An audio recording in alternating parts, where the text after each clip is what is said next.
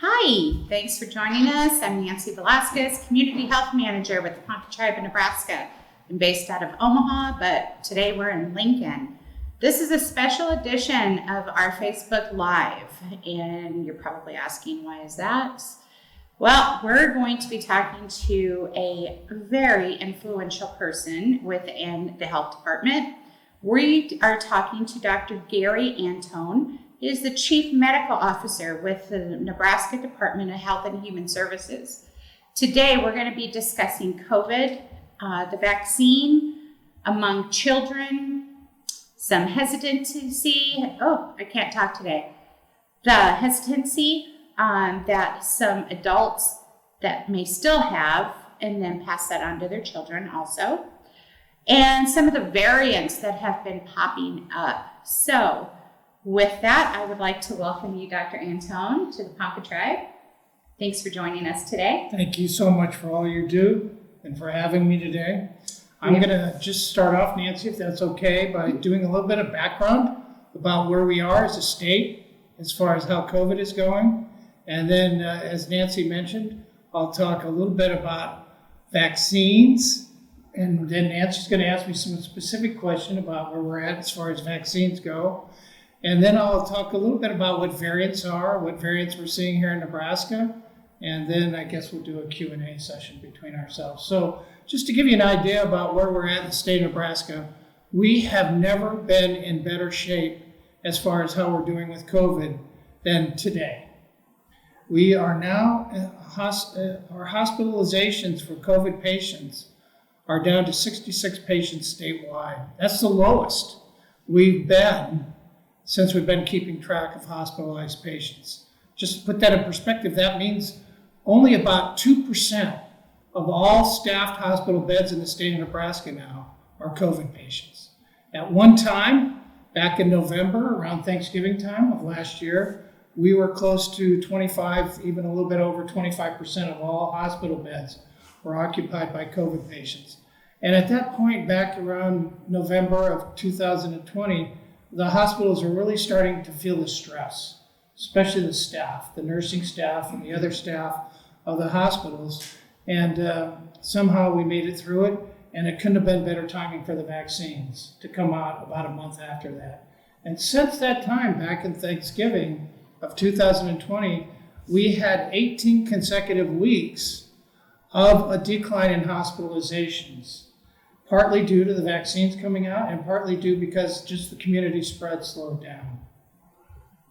But back around late March and early April of this year, our hospitalizations started going up. As you might know, some of the states surrounding us, specifically some of the Midwestern states, Michigan for one, had a resurge of COVID. And we started to see that resurge, and then miraculously, and probably also because of the vaccines, we plateaued out at a low number of hospitalizations and have now had about 6 weeks of a decline in hospitalizations up to this point. That's So great news. we're doing about the best we can do as far as hospitalizations go. Also, the number of new cases that are diagnosed on a daily basis are down to the lowest level that we've had again since we've been keeping track through the whole pandemic. Right now, if you take a lot of people use the number of how many new cases we have per 100,000 population. And this past week, we were down to less than 4 new cases per 100,000 population throughout the state of Nebraska. Unbelievable. We thought we'd never achieve less than 5, but we're at that point right now. And it continues to go down. Again, it's almost all due to the vaccine. So, and we'll go into the importance of that. So, if you want to just know about the 3 vaccines that we have here in the United States, there are 2 of the mRNA, messenger RNA vaccines, and that's Pfizer and Moderna. And then we have what's called a virus vector vaccine called Johnson & Johnson. And the mRNA vaccines, as the slide will show when you see the slides here, show that what they did is they were able to sequence the code for a spike protein that's on the surface of the virus, and then put that in a lipid membrane and use it as a vaccine. so that when we get the vaccine into our arm, we make antibodies against this spike protein, they call it. And this spike protein is unbelievable science, is what is used for all the vaccines right now that we currently have. So when the body gets the virus, then the antibodies will be made and ready to recognize if you get infected again, and make these antibodies and other fighters of the virus to neutralize it. So the two platforms were the mRNA vaccines, Pfizer and Moderna, and then we had the Johnson & Johnson vaccine, which used sort of a virus that cannot replicate, called an adenovirus, to inject the sequence for the spike protein.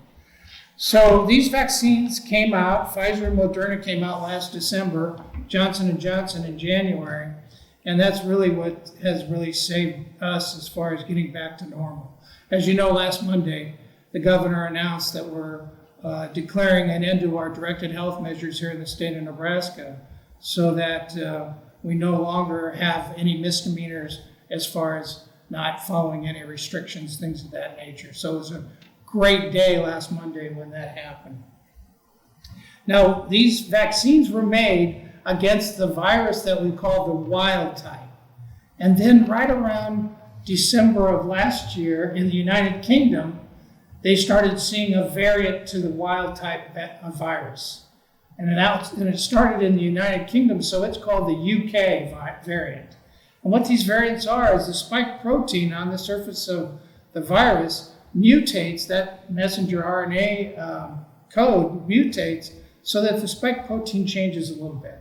And what it does, it favors the transmissibility and also changes how pathogenic or how virulent that virus can be. And so now we know there's a lot of variants. I'll go into the type of variants we have right now here circulating in Nebraska and how we're doing against that too. But that's what a variant means. We know viruses are going to mutate. We know when you get an infection with the bacteria, it's going to mutate so that the antibiotics become resistant to the antibiotics. And that's what can happen with these variants, is maybe they can not be neutralized by the vaccines we have. And that's what we were concerned about. And I'll cut to the chase here and just tell you that so far all three vaccines that we have here in the United States are effective against these variants that I'm going to talk about here shortly. So basically the variants, to put it in a layman's terms, every virus mutates. So basically it's like the flu. The flu always mutates year after year. You don't know which strain you're going to get. That is so true. And that's exactly what's happened here. Okay. And that's why we need to get a new seasonal flu shot every year, because we know it mutates from year to year. Right. We are not certain at this point whether we're going to need that for the SARS-CoV, the COVID virus yet. Time will tell. A lot of speculation is that we won't need to get maybe a booster shot or a seasonal shot, but don't quote me on that right now. That was going to be one of my questions for later, and you just answered it. So we'll have to wait and see. So anyway, what these variants do is they make the virus attach to our cells easier, which makes it now more transmissible, and then maybe it causes the virus to be a little bit more pathogenic or to cause a more severe illness. Mm-hmm. And that's what we saw with the UK variant and with some of the other variants I'll talk about right now. But in any case, the vaccines are very effective. The most common now variant that we see here in Nebraska and throughout the United States is this UK variant. And it's such that right now, of the variants, of the tests that we do in Nebraska, probably 90% of the people that are infected positive in Nebraska have this UK variant now. Whereas it used to be 100% of the wild type, but now it's 90% of the time the UK variant. And the other variants we see are, there's a variant from Brazil, there's a variant from South Africa, a variant from California. I used to live in California. I consider it its own country, but I guess. And then there's a variant from New York, and this new variant now that we're seeing is from India.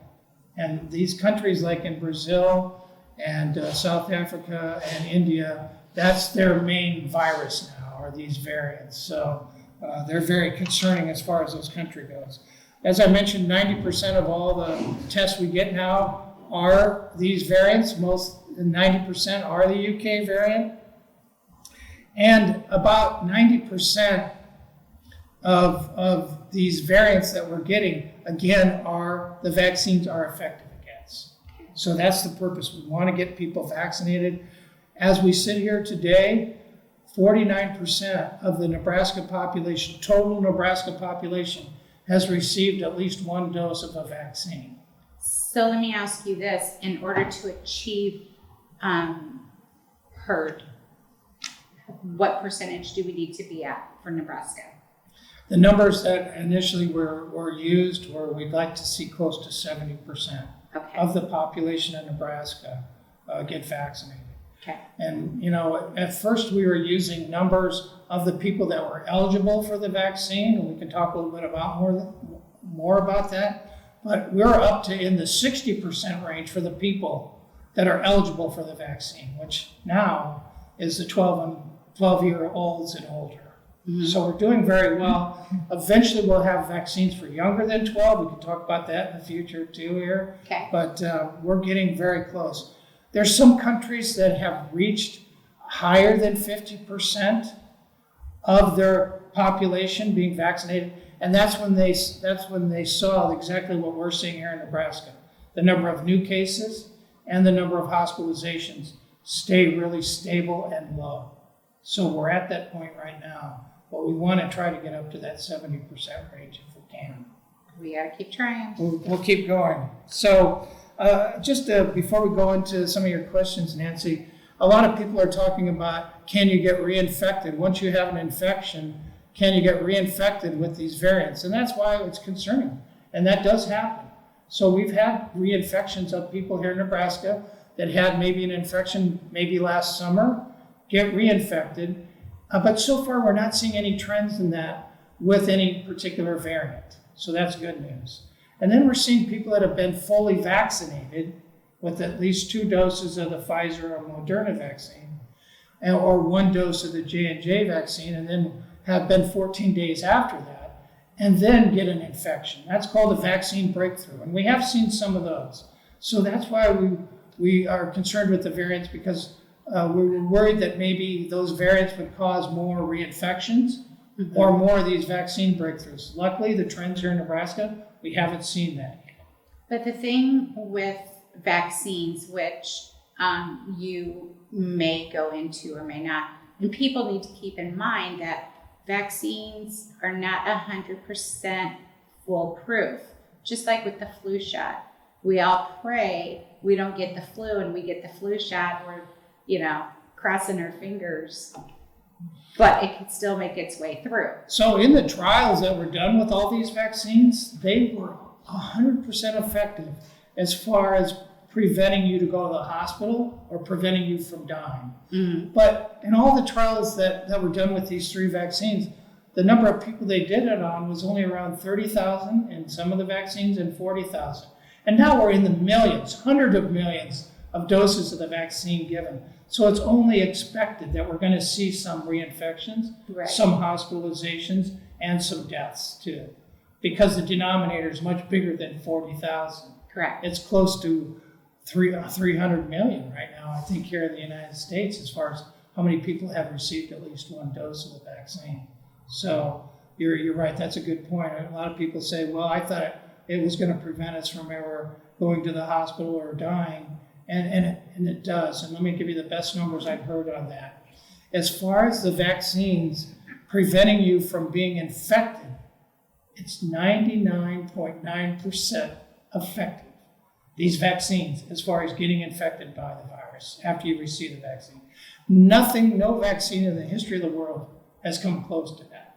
I'll take that percentage. I would take it any day.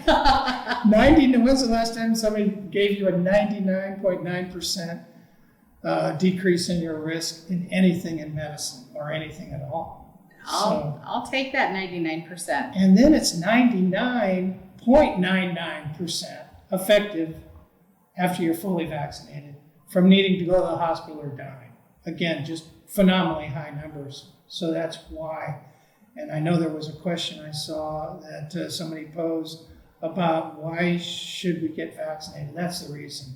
It's very safe, and look how effective it is. Nothing in the world's ever been this safe. No vaccine has ever been this safe or effective before. Well, there's numerous other reasons too why they should get it vaccinated. Sure. But that one, I'll take that number any day. So that is sort of my talk about what I had prepared here. We can go into questions now. I do have some questions Sure, for you. let's do that. Okay, so my first question, I have just my studies at the clinic with our patients, our elders versus people in their 30s, 40s, and even 20s, how they react differently to the vaccines. Now, I understand with COVID, it's a novel virus and it has no set path of who it attacks and how it attacks them. So are the vaccines pretty much kind of like that? As far as how you react to the vaccine? Yes. The side effects? And, Yes. Well, first of all, the main side effects of the vaccine are just like anytime you get a seasonal flu vaccine. You might have a sore arm. You might get a little bit of a fever. You might get the body aches and the malaise. I got it when I had my second dose of vaccine. And I thought, I'm not a big medicine taker, but I know they said we'll take some Motrin or ibuprofen or Tylenol. And I tried to get by without doing that, but the next day I had these body aches and I thought I'm going to do it. They disappeared like that. A doctor who doesn't like taking medicine. I'm a surgeon. Surgeon, test. So anyway, those side effects that most people get, and that's like, again, the majority of side effects are just those side effects we mentioned, go away with just those medications. Now then, there was some talk with the Johnson & Johnson vaccine about causing a case where your blood could clot more, and especially the blood could clot in the veins in your brain. And they saw some reported cases of this. As a matter of fact, we had a reported case here in Nebraska, and they polled Johnson & Johnson for about a 2-week period, did all the review and everything, and found that it was such a rare instance of this happening that they brought it back onto the market after only 2 or 3 weeks. So basically, the main side effect for the Johnson & Johnson was that there's been no signs for any increase in blood clotting or any real significant side effects with the Pfizer or Moderna vaccine. Okay. So my next question. So we're going to circle back to the vaccine testing for children. So they're saying right now 12 to 17, correct? Correct. The initial Pfizer vaccine was approved for 16 and older age groups initially, and the Moderna and Johnson & Johnson were approved for the 18 and older age groups. So what was it, about a month ago that Pfizer now got approved for 12 and older rather than 16 and older. So now, and then we hear that Moderna will put in their application for emergency use for 12 and older age group here very soon. Yeah, I read that they just wrapped up their research too. They did. Yeah. And so hopefully we'll have 2 vaccines for the 12 and older age group. Have you heard anything about the younger age groups? Side effects, just like we talked about, sore arm, maybe a low grade temp, maybe some body aches, things of that nature. One of the things maybe some people have read about is there could be an inflammation of a heart, maybe in a more of an adolescent age group after being vaccinated. So some cases were reported into the VAERS system. It's called the Vaccine Adverse Events Reporting System, VAERS system. They saw some cases reported of this heart inflammation and went back and did the research, that it's no different than really what's reported in the general population. And I only mention that because that's how tightly monitored these side effects are being done as far as these reporting systems. So the reporting system we have right now, anything that's reported is taken very seriously. And of course, the FDA and the CDC did their research on this, and found that the only thing they really saw maybe in the adolescent age group or the younger age group was this heart inflammation. It usually gets better with rest and with antibiotics, just the general treatment you would do for any inflammation in your body. Other than that, no other side effects that they're seeing in the younger age groups now. Okay. And then have you heard anything about the vaccines for the younger children, 12 and under? We do. Trials are ongoing right now for the 2 to 12-year-old age groups. Okay. The last timeline I heard for that was hopefully by fall. A lot of people were hoping maybe before then so we could start doing some vaccinations in that age group before school time. I'm sure that they're saying by fall, but who knows, maybe the way things went initially is they gave a timeline and they had beat it by a month or two. Mm-hmm. So don't quote me on when, but they're saying around fall now for the 2-year-old and older age groups. Perfect. That sounds really great. So right now, 12 to 17 are able to get the vaccines. They are. And they can get those where? Most of the time, most people are going to the pharmacies now. Mm-hmm. Most of the pharmacies. The vaccine is also available at pediatrician's office now. And they are? Care. Yes. Nice. The local health departments are starting to distribute some of the vaccines to the primary care providers. When some surveys were done, especially in that age group maybe, mm-hmm. the parents and people just feel maybe a little bit more comfortable about discussing it with their primary care doctor or their pediatrician. Mm-hmm. And so hopefully that's the future of where those age groups will get done. But right now they can go to the pharmacies, they can go to the local public health department clinics that they have set up to go ahead and get that done. A lot of the health departments here in the state, we have 19 local public health departments here in the state. They set up clinics actually in the school, after school hours, to get the high school students done before they left high school. So, I did not know that. I like that idea. Yeah, it's a great idea. They did a great job of organizing all that. So. Okay, so my next question. What would you say to parents that are hesitant right now about allowing their children to get the vaccine? My best statement I can say there is that so far, no vaccines that we've ever developed have been as safe as these have been. So as far as safety goes, I mean, you can't say that anything has ever been close to this. As far as effectiveness go, nothing has ever been close. Like I said, 99.9% effective about getting infected, 99.9% effective at going to the hospital or dying. So that would be comforting to me. I'm a parent of 6 children and 9 grandchildren now, as I was just mentioning. I think that would be comforting to know that your child would not get infected and therefore have a chance of needing to go to the hospital or of dying. So that would be my best advice. Would you recommend your grandchildren be? I definitely would. Yes, I would. I like that answer. So staying on the hesitancy line, Native Americans, in general, people of the United States, period. It doesn't matter what race or culture. There's a lot of hesitancy out there. How do you fight it?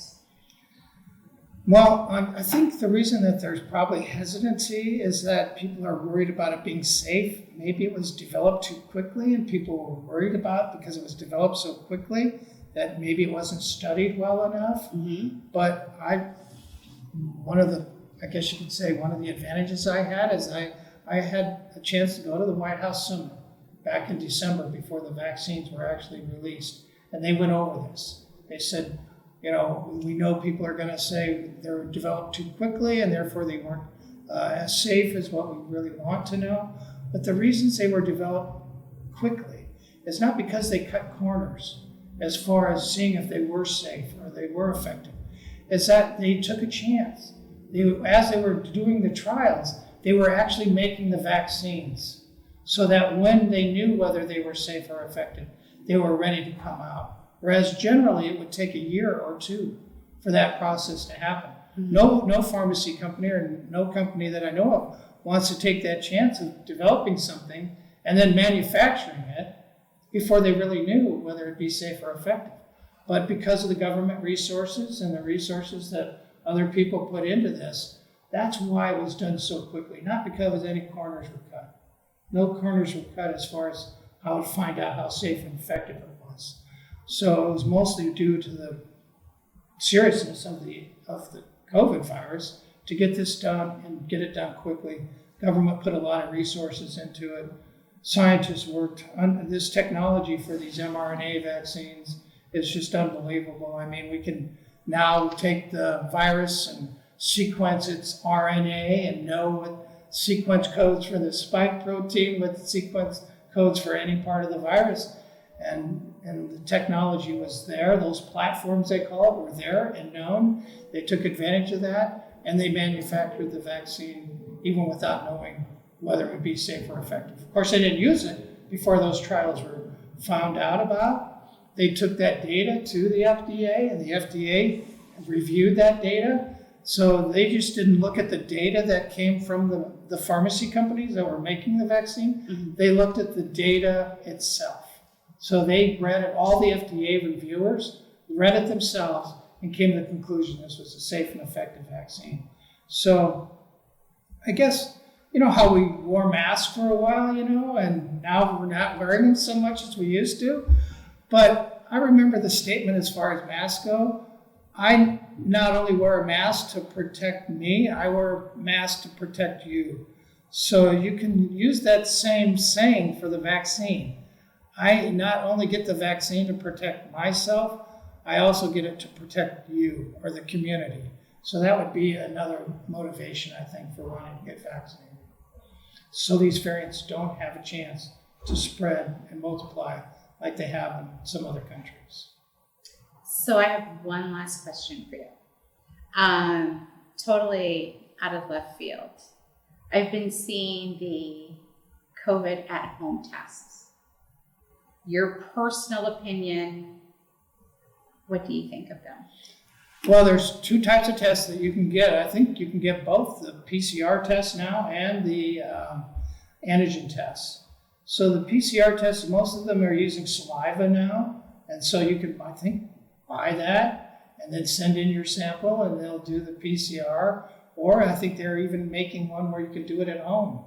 The PCR tests are a little bit more accurate than the antigen tests, where you might just do a nasal swab and put it on the card. And, yeah. The nasal swab, did you have a test done? I've had 9 of them. Nine. I had 3, and I was ready for it. And the old swabs where they went all the way back to your pharynx, all the way into the back of your pharynx, that was uncomfortable. I think one actually went to my brain. Yeah, well, that's what they say. It's pretty close to your brain. But these are just nasal swabs now or saliva tests. Now, they're not as accurate as the tests where we went all the way back. Mm-hmm. And that test was probably 95% accurate. But still, even 70 or 80%, which these tests are, right. I'm all for them. Okay. Yeah, get them. All right. Dr. Athone, those are all the questions I have. And I know we're going to have people that will bring this up. Both Dr. Athone and myself have been vaccinated, which is why we're not wearing masks anymore and sitting less than 6 feet apart. So I just wanted to throw that out there. Dr. Athone, I would like to thank you for coming here and speaking with us and addressing some of the concerns and questions that not only myself and our staff, but our tribal members have had. And you're welcome to come back anytime. Totally my pleasure. Discuss anything that you would like with us. Anytime. Thank you so much. Thank you guys for having me. Thank you everybody for joining us for this special edition of our Facebook Live, and we will see you in a couple of weeks.